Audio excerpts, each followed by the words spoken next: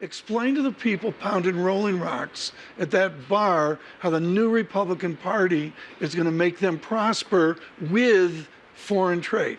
Well, I would point out, so the best economy in their lifetime was also the best in mine, which was 2019. Record low unemployment, strong growth, low inflation, where the economy was. That was in response to Republican policies. It's true, President Trump was pushing back on trade, but he had hardly moved the needle in a substantive sense, right? We still have roughly the freest trading environment in 100 years. That guy at the bar with me in Latrobe, his wages were going up faster than inflation. That's not a bad place to be. But at its heart, it's also a moral issue. It's about freedom. It's about the freedom of voluntary exchange. And that inherent that element of human nature extends beyond an arbitrary political border. And because I have this radical view that we ought to be free to exchange goods and services with other people, a certain former president nicknamed me Pat No Tariffs Toomey, which I'm pretty sure he intended as an insult, and I took as a great compliment. You recently seem to be suggesting that you think FTAs are a 20th century tool. But the fact is, China has 8 currently being negotiated. The EU has 14 in the process of being negotiated. You may think this is a 20th century tool. It looks like the rest of the world thinks this is a 21st century tool. Trade. And if you look You think trade deficits are bad or good? Trade deficits almost always don't matter. So in the case of Mexico, This president is obsessed with them. I think the president's mistaken on this. I've had this conversation with the president, but stop it. Look at the big picture, Chuck. We've had trade deficits with the rest of the world for over 40 consecutive years. And what country has the biggest economy, the highest standard of living, the strongest growth, and the best prospects going forward? We do. And that's because trade deficits don't matter. That money gets reinvested back in the United States. It might inform someone's judgment, but my view is it's really important that we preserve a commitment to free trade. Were you surprised?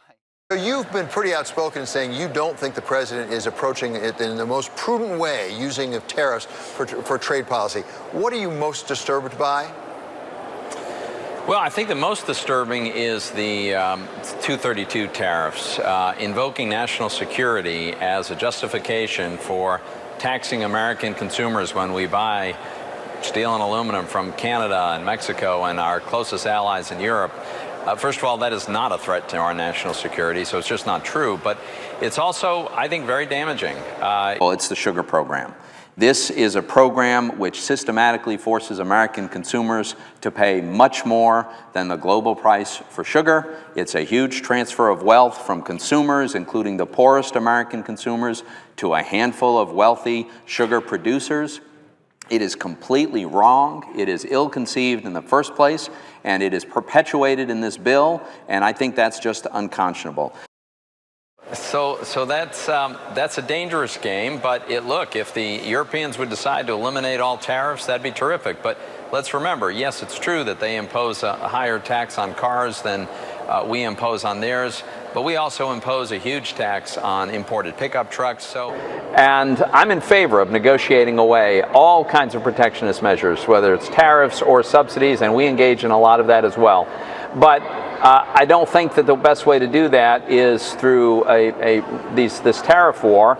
And thanks for having me.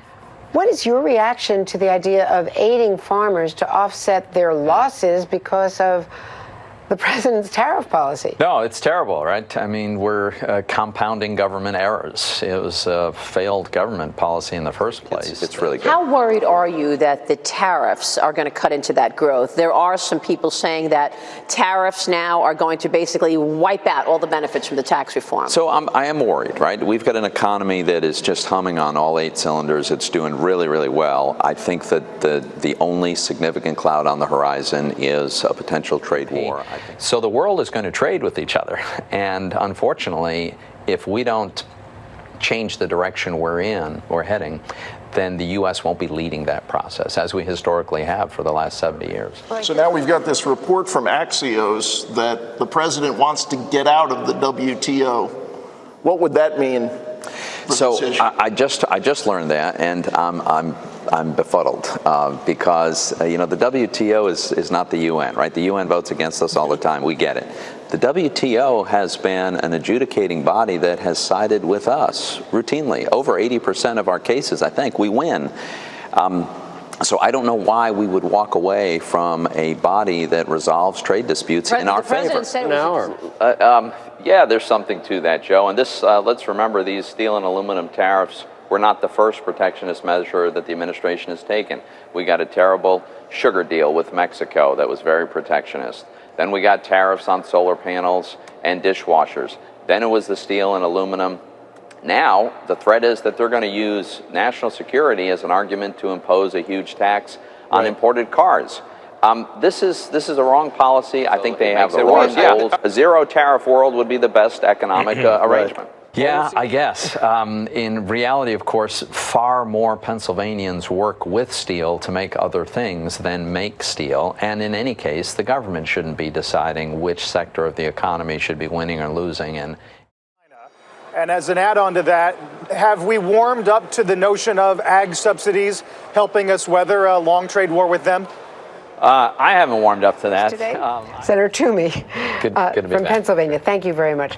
Can the president unilaterally kill NAFTA without coming to Congress? No, absolutely not. But you make a very strong point, which is the Constitution is unambiguous about this. Trade policy, and specifically tariffs, are the realm of Congress. It has been Congress's mistake over decades to cede this authority to the president, and I happen to think we should take that authority back. Pending. Tell us where you stand on these trade issues and whether or not that is the secret sauce to keeping things strong in economics. Well, I think it's really important. I think the biggest cloud on the horizon is the possibility of a deteriorating trade situation, a spiraling trade war. The strength of our economy was not because of tariffs.